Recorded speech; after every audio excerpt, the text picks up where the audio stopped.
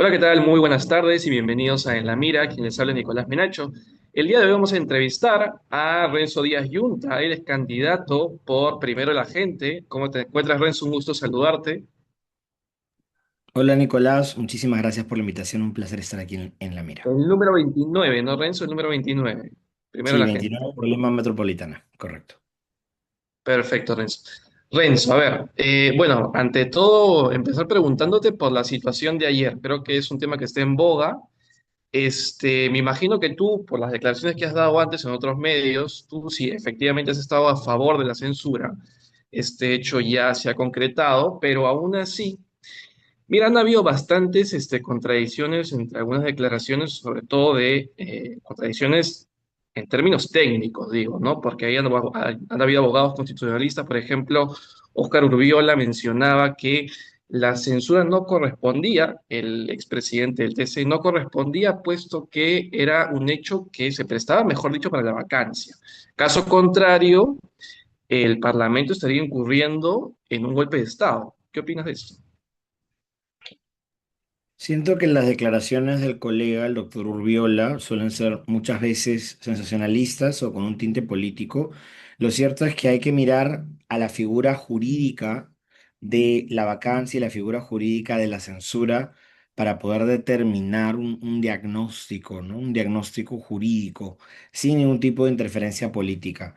Con respecto a la figura de la vacancia presidencial por incapacidad moral permanente, en Perú esta figura ha devenido como en una categoría sui generis de juicio político aplicada a presidentes de la República. Es cierto, pero presidentes de la República cuyo origen es una elección general en la cual o han sido elegidos como presidentes de la República o como integrantes de una plancha presidencial. Diferente es el caso cuando agotamos en el marco de una sucesión constitucional la plancha presidencial y lo que queda para continuar, para darle continuidad al gobierno, al poder en nuestro país, que se recurre a que sea el presidente del Congreso quien asuma funciones o quien esté encargado de la presidencia de la República hasta que se convoquen elecciones. En nuestro caso, como las elecciones ya estaban convocadas, así como en el caso anterior en el que primero asumió el señor Merino y luego el señor Sagasti, ya no se requería convocar elecciones complementarias para terminar el periodo, porque el periodo ya estaba por terminar, sino que simplemente la misma convocatoria que se dio para elecciones generales era la que aplicaba. Pero la Constitución advierte que cuando un presidente del Congreso asume la presidencia de la República, este debe convocar a elecciones generales para completar el periodo de gobierno. Entonces es importante resaltar de que esta persona que ejerce la presidencia de la República es un congresista en ejercicio, porque el mandato de congresista es irrenunciable según nuestro marco constitucional. Entonces nunca ha dejado de ser congresista. Punto número uno. Punto número dos. Es presidente de la República en tanto y en cuanto sea presidente del Congreso. ¿Eso Es qué decir, quiere que decir? no tiene los plenos poderes, porque eso era lo que se alegaba, ¿no? No, no, tiene todos los poderes porque ejerce la presidencia de la República, pero es importante ver a su origen. O sea, esta persona es presidente de la República en tanto y en cuanto sea presidente del Congreso. Y el Congreso, como todo órgano constitucionalmente autónomo, a la interna, sus integrantes pueden decidir en cualquier momento quién es la persona que lidera la institución. No es que, digamos, eligen un presidente del Congreso y se lo tienen que aguantar un periodo legislativo o un año. No. En cualquier momento pueden decidir remover al presidente del Congreso. Y el presidente del Congreso se remueve mediante censura. La censura puede ser a la mesa directiva en su conjunto o al presidente del Congreso. Y esta censura está establecida, regulada en el reglamento del Congreso que tiene rango de ley orgánica. ¿Por qué es importante destacar esto? Porque como te digo, esta persona, en este caso José Gerí, el día de ayer, él hasta el día de ayer era presidente de la República en tanto y en cuanto era presidente del Congreso. O sea, si tú le quitabas la condición de presidente del Congreso, él dejaba automáticamente de ser presidente de la República, porque él no era, dentro de la sucesión constitucional, él no era presidente de la República porque él era él. Él era presidente de la República porque él ocupaba en aquel entonces la presidencia del Congreso. En cambio, Ujú, alguna otra persona, como por ejemplo Martín Vizcarra en su momento o Dina Boluarte en su momento, ellos sí eran presidentes de la República porque ellos eran los vicepresidentes electos. Ellos eran esos vicepresidentes electos. Entonces, por ser ellos, sí eran presidentes de la República porque fueron electos con el presidente de la República de aquel entonces como parte de una plancha presidencial. Por ende, para removerlos correspondía la vacancia. Pero en el caso de un presidente del Congreso, simplemente es la censura como presidente del Congreso. Porque estamos hablando de una persona que está ocupando el cargo, si bien es cierto, por sucesión constitucional, pero es un cargo un poco más frágil, porque no es parte de una plancha, sino es simplemente una encargatura o un cargo temporal.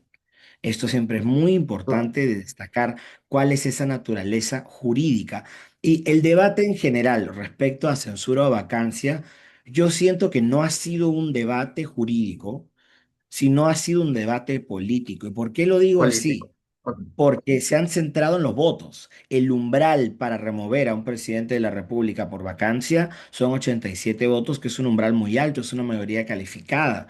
En cambio, una censura del presidente del Congreso es muy sencilla, es mayoría simple de todos los presentes. O sea, en el Ujú. máximo, en el caso más extremo serían 66 votos, si es que los 130 están presentes.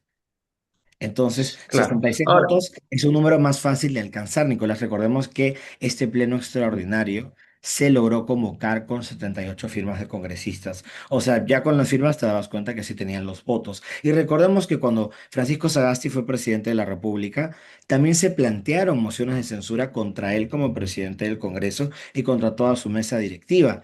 Y en ese entonces nadie se quejó, nadie pidió vacancia. Muchos de los colegas que en el caso de Gerí decían vacancia, ahí no dijeron nada, dijeron no, sí está bien, es correcto. Entonces, ese es el tema. No podemos cambiar nosotros nuestra opinión jurídica dependiendo de quién es la persona que va a ser sometida a ese procedimiento legislativo, si es nuestra preferencia o no, tenemos un interés. La postura tiene que ser la misma. Aquí no hay una cuestión de evolución jurídica, es literalmente el mismo supuesto. Y no ha habido ningún cambio legislativo o jurisprudencial como para justificar una interpretación diferente.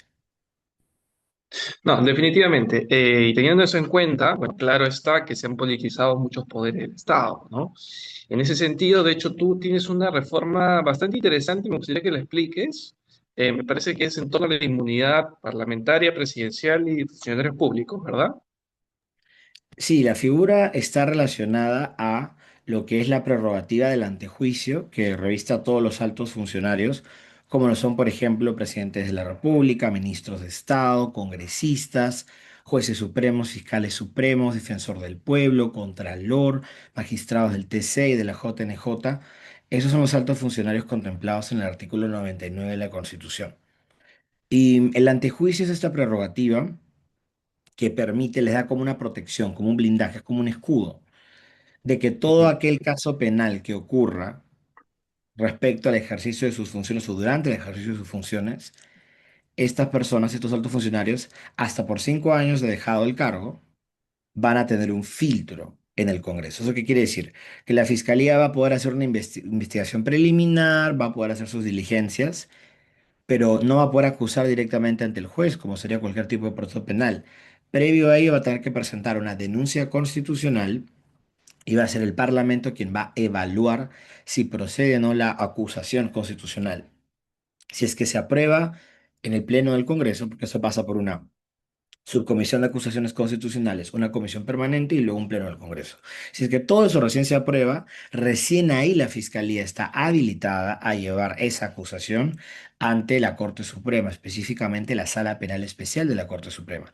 Entonces, hemos visto cómo en años recientes, tanto este último quinquenio como el anterior, que esta figura del antejuicio, que era como una garantía, ¿no?, de que los altos funcionarios no sean perseguidos por las decisiones que tomaban, o por el alto cargo, la alta investidura que ellos ostentaban, pues esta figura se ha pervertido, porque se ha instrumentalizado el antejuicio para perseguir a los rivales, perseguir a los enemigos políticos y para blindar a los aliados.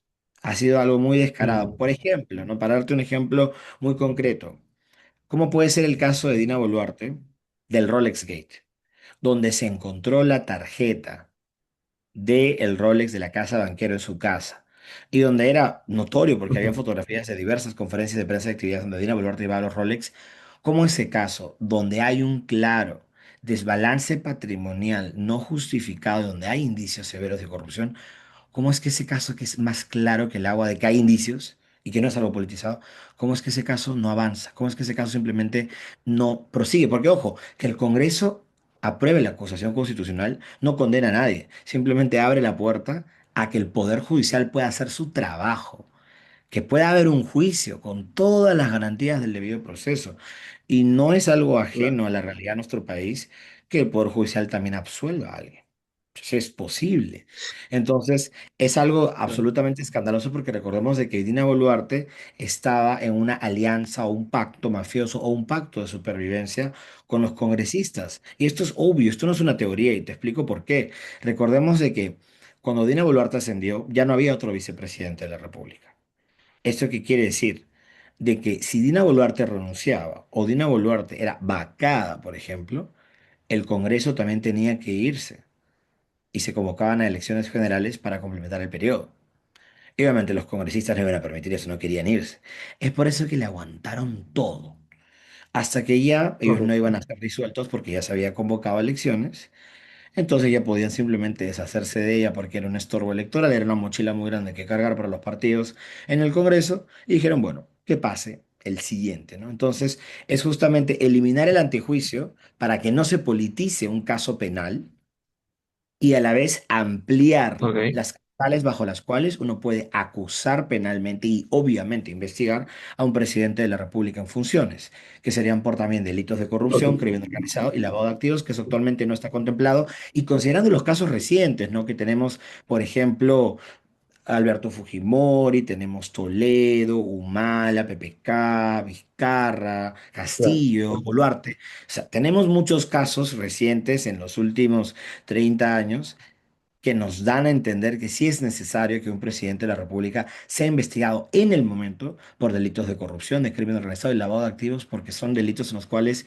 por la función que ostentan, sí pueden ser los autores de este delito. Entonces es necesario Ujú. que no haya impunidad e investigar oportunamente, porque si no lo hacemos oportunamente, ¿qué es lo que va a pasar? Se van a silenciar testigos de una forma u otra, se van a eliminar pruebas, y eso es algo que no podemos, evidentemente, permitir. Entonces, por eso es que yo propongo eliminar el antejuicio político, eso es modificar los artículos 99 y 100 de la Constitución y ampliar las causales de acusación a un presidente de la República, que es la modificación del artículo 117. Yo denomino este proyecto el proyecto de reforma constitucional contra la impunidad presidencial, congresal y de altos funcionarios, porque es necesario darle un mensaje claro a la ciudadanía, que no podemos permitir más impunidad, que el tener un alto cargo no puede significar un escudo para todos los delitos y todos los pecados de estas personas que muchos de ellos ya nos han decepcionado reiteradas veces, ¿no? Y creo que es importante dar un mensaje de que quien accede a un alto cargo no es para escudarse por sus delitos, sino para servir a la nación. Claro, y aclárame un punto más, Renzo, de repente ese detalle me lo perdí, pero en este caso, ¿qué pasaría si es al revés, en caso se elimina el antejuicio, ¿no?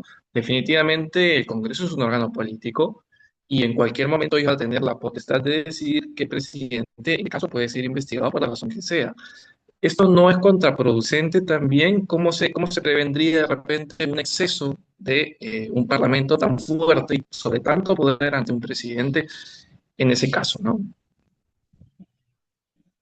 Nicolás, la ventaja de que si se elimina el antejuicio es que los casos van a ser más técnicos porque va a ser, igual se preserva por la alta investidura las competencias a Ujú. nivel de fiscalía y poder judicial. O sea, igual va a ser el fiscal de la nación o en Ok. su defecto un fiscal supremo quien haga la investigación al presidente de la República o al alto funcionario, e igual va a ser la sala penal especial de la Corte Suprema en primera instancia la que se encargue de evaluar el caso y iniciar el juicio, ¿no? Y bueno, y el juzgado supremo de investigación preparatoria va a ser el encargado de tomar las decisiones en materia de medidas coercitivas, personales o reales, ¿no? Como por ejemplo incautaciones bancarias, allanamientos, etcétera.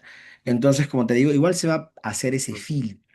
por la investidura, pero el hecho de que ya no pase por el Congreso nos va a garantizar que no se haga un uso político, porque lo cierto es que, por ejemplo, casos como el de Patricia Benavides, el de Tomás Gálvez, el de Dina Boluarte, por ejemplo, que han sido archivados a nivel de Congreso, retrasan las investigaciones fiscales, porque a menos que haya prueba nueva, la Fiscalía ya no puede continuar con esos casos hasta que expiren el plazo de 5 años. Las carpetas quedan ahí hasta que ya no tengan que depender del filtro del Congreso para presentar directamente ante el Poder Judicial. Y como te digo, mientras pase el tiempo, Claro, eso favorece a los procesados, favorece a la impunidad, porque se pueden amedrentar testigos, se pueden fallecer, o las pruebas pueden ser eliminadas, o pueden simplemente reunirse entre ellos y coordinar un testimonio congruente, no único, que los favorezca. Entonces es muy peligroso. Yo siempre digo, si claro. no temen a nada, que se investigue cuál es el problema. Claro, sí, sí, sí, es cierto. Por un lado concuerdo hasta cierto punto. Ahora me gustaría, bueno, más que todo preguntarte por el tema de una reforma que tienes en torno al derecho laboral, si me equivoco. Sobre todo los más jóvenes, ¿no? El derecho o la reforma del no pago. ¿Qué quiere decir esta reforma más o menos en qué consiste? De acuerdo, Nicolás, gracias. En respecto a los jóvenes profesionales, yo he identificado una problemática relacionada a las diversas modalidades en las que un joven profesional se gana la vida y sale adelante. Más allá de un trabajo estrictamente formal con todos los derechos de ley, que es el estar en planilla, hay personas que, por ejemplo, están en recibos por honorarios que brindan servicios, que son, digamos, locadores. Hay personas, en especial, por ejemplo, en el mundo de las comunicaciones, eso tú lo conoces más a fondo que yo. Hay personas que, por ejemplo, se dedican a hacer diseños o editar videos o hacer publicaciones. Entonces, digamos que les pagan conforme van realizando y presentando entregables. Entonces, son modalidades Claro. nuevas, propias de las nuevas tecnologías y las nuevas épocas, donde las personas salen adelante y se ganan su dinero. Pero ¿cuál es el problema? De que es muy recurrente, más aún como te digo, como no es un sistema de planillas, que en principio un sistema de planillas es más automatizado, ¿no? En estos otros casos ¿Mm? no es automatizado, es básicamente tú entregas tu producto, el que te están pidiendo, y la otra persona te tiene que transferir, o si hablamos inclusive de algo más informal, te plinea o te yapea, ¿no? Pero hay muchos casos, y yo he visto Ujú. muchísimas denuncias en redes sociales, de jóvenes profesionales que llevan meses exigiendo lo justo, que les paguen por un trabajo que ya hicieron. Y en esa empresa o ese empleador, en términos coloquiales, se hace loco, ¿no? Les dice que sí, sí, que ya les van a pagar o les ignoran sus mensajes y Ujú. no les terminan pagando. Entonces es un fenómeno recurrente que hay mucho abuso y lamentablemente no hay consecuencias Sí, es tangibles cierto. para esas personas y peor aún, de que no hay un marco jurídico que permita que le paguen al joven profesional. Y justamente el joven profesional es una persona que muchas veces vive Claro. solo, muchos son de provincia también, se pagan, por ejemplo, su renta, sus servicios básicos, o sea, necesitan el dinero, no es un dinero que les sobre, cada sol cuenta. Entonces tú no los puedes privar de un ingreso que les corresponde por derecho porque han Ujú. trabajado por eso. Es totalmente injusto. Y mira, en la actualidad, Nicolás, el marco jurídico actual, tú puedes ir a Sunafil, presentas tu denuncia, digamos que sí avanza, ¿ok? Que yo nunca les tengo fe, pero digamos que sí avanza. Sancionan a la empresa, la multan. Ya, pero a ti nadie te pagó y solo los multaron. Y ahí quedó. Nadie te va a pagar igual, solo que los multaron. Eso no No, tiene claro. sentido. Cuando más allá de la multa, lo primero que debería hacer es pagarle al Ujú. joven profesional. Entonces, es por eso que yo planteo la modificación del artículo 49 de la Ley del Tribunal de Fiscalización Laboral de SUNAFIL y de los artículos 6 y 7 de la Ley de SUNAFIL para establecer un mecanismo rápido, célere, bajo el cual una persona a la cual le adeudan, ya sea honorarios, gratificaciones también puede ser, que lo que ocurra es que se ordene a través de SUNAFIL un congelamiento de las cuentas bancarias de esa persona o de esa empresa. Y no se puede descongelar hasta que se cumpla Ujú. con él. Una vez que se cumple con el pago, vuelve a cuenta bancaria, ¿no? Esa es la única forma en la que se puede garantizar que paga, porque si le sofocas su cuenta, Si ya no pueden disponer ni un sol de ella, no les va a quedar de otra que pagar. Es lamentablemente forzarlos, pero ante la cultura del vivo, ¿qué podemos hacer? Hay que garantizar el pago para nuestros jóvenes profesionales, no hay que permitir el abuso, ¿no? E igual, obviamente, del marco de un debido procedimiento, esta decisión de Sunafil se puede apelar ante el Tribunal de Fiscalización Laboral. O sea, no es una cuestión confiscatoria, no es una cuestión abusiva, pero sí es una cuestión de derecho, ¿no? Que aquella persona que justamente no Ujú. tiene recursos y que si tú la mandas a litigar al Poder Judicial 8 años a que le paguen sus remuneraciones sin pagar, No, se demora pues una vida. no va a llegar y para entonces de repente no va a haber ni empresa, el dueño se debe haber fugado, ya no hay ni cuenta bancaria y todo el mundo perdió el tiempo y plata. O sea, de eso no se trata. Entonces, es por eso que esta medida, yo evaluando las posibilidades que nuestro ordenamiento jurídico, es la más idónea, porque te garantiza que al joven profesional le puedan pagar. Y yo inclusive, Nicolás, hice un estudio preliminar de la situación y te cuento para darte un caso muy Ujú. puntual. En julio del 2025 se registraron más de 600 denuncias de jóvenes profesionales ante Sunafil denunciando que no les habían pagado o su gratificación de julio o una remuneración o algún tipo de desembolso económico por un entregable. O sea, es un fenómeno que actualmente ocurre y en grandes cantidades. Entonces, una medida como esta da soluciones a problemas, pero también previene problemas futuros. Eso es importante. Legislación que ponga primero a la gente, lo que actualmente no tenemos. No, definitivamente. Renzo, en materia de seguridad, ¿ustedes tienen planteadas ciertas cuestiones ya en mente? Más o menos ya tienen un plan de campaña para erradicar, bueno, el nivel de inseguridad que hoy en día, como tú bien sabes, es un tema que siempre está en boga y siempre está alerta, ¿no? Claro, por supuesto, a nivel de seguridad tenemos dos medidas diferentes. Por un lado, un plano de agenda legislativa y por otro lado, cuestiones de decisiones ejecutivas que están en el plan de gobierno. En materia de agenda legislativa, un primer paso es la derogación de las leyes pro crimen, que objetivamente son leyes que por más que algunos especialistas en derecho penal digan que no, que son, que garantizan más los derechos del procesado, porque también, así como el tema de vacancia y censura, hay una discusión jurídica al respecto, ¿no? Pero lo cierto es que muchas veces quienes defienden estas normas son quienes tienen patrocinados que se han beneficiado por las normas. O sea, ni modo que digan que están en contra, ¿no? También uno tiene, Claro. cuando uno trata con abogados, hay que poner lupa también a quienes defienden, a quienes patrocinan, porque hay muchos que van a dejar la opinión jurídica de Ujú. lado, van a ejercer una defensa permanente de su patrocinado, ¿no? Pero siendo muy objetivos, hay normas que, por ejemplo, reducen el plazo de constatación fiscal de una colaboración eficaz. Una colaboración eficaz donde tú tienes que constatar un montón de documentos, testimonios, medios probatorios, obviamente demora. Si tú lo reduces, ¿a quién beneficias? Al delincuente. Si, por ejemplo, hablando del tema de la extinción de dominio, si tú ya no puedes quitarle el bien a alguien que no puede acreditar cómo llegó a tener ese bien, porque una persona te dirá, ya mira, yo ahorré y te lo explica, y por eso pude comprarme esto, o saqué un préstamo, o lo heredé, puede ser una tía muy lejana que nunca tuvo hijos, falleció y lo heredé. Una persona que no te puede Ujú. acreditar de dónde obtiene un bien o un dinero, claramente es un dinero de fuente ilícita, porque si no lo podría probar de alguna forma. Entonces, que el Congreso haya modificado la extinción de dominio para condicionar que haya una condena penal previa antes de hacer la extinción de dominio, te dilata el tema. Hasta que acabe el proceso penal, ya no hay propiedades. Ya las transfirieron a otras personas que a su vez a otras personas y después ya no puedes llegar nunca a los bienes.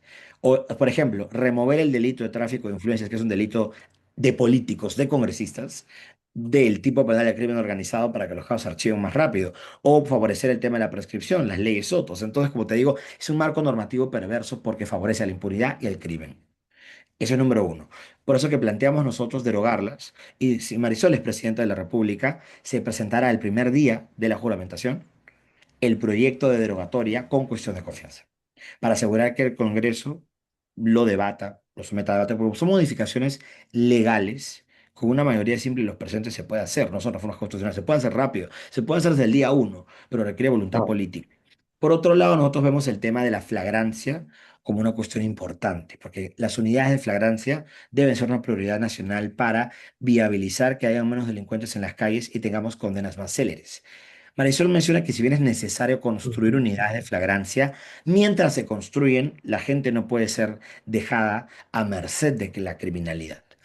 Es por eso que se plantea a nivel de ejecutivo que todos los penales a nivel nacional tienen carceletas, que es donde se ponen a los reos antes de que se les pueda asignar un pabellón donde van a estar. Entonces, en esas carceletas ya existe esa infraestructura. Provisionalmente se pueden implementar en todos los penales a nivel nacional, en esas carceletas, las unidades de flagrancia.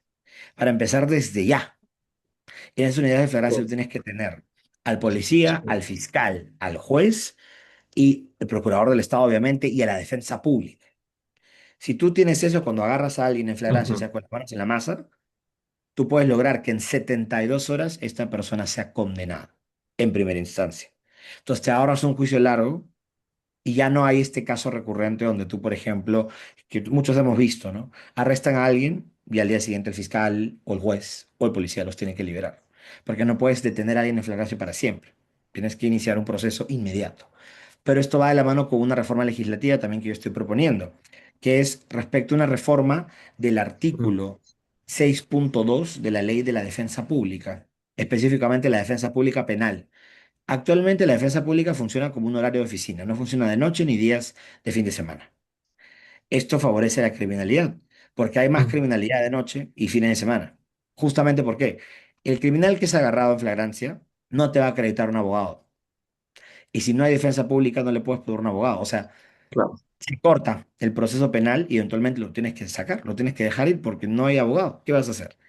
Si tú implementas la defensa pública 24/7, te ahorras ese problema y con el abogado de oficio, o sea, con el abogado del Estado al costado, tú puedes seguir hasta tener el proceso inmediato y tenerlo enjuiciado, o sea, tenerlo enjuiciado primero y luego condenado en 72 horas. Se puede hacer, pero son reformas puntuales que hay que hacer. Por otro lado, también a nivel ejecutivo, nosotros vamos a tener una interoperatividad para tener todos los sistemas conectados, de Poder Judicial, Ujú. Fiscalía, Policía, INPE, que actualmente no hay. Porque, por ejemplo, han habido casos que están tan desconectados que, por ejemplo, había una persona, un delincuente, que se agotó, se acabó el plazo de su prisión preventiva, ¿ok? Un juez ordenó al INPE que libere. En el marco de ese caso concreto, al INPE no le quedó otra que liberar, pero ¿cuál es el problema?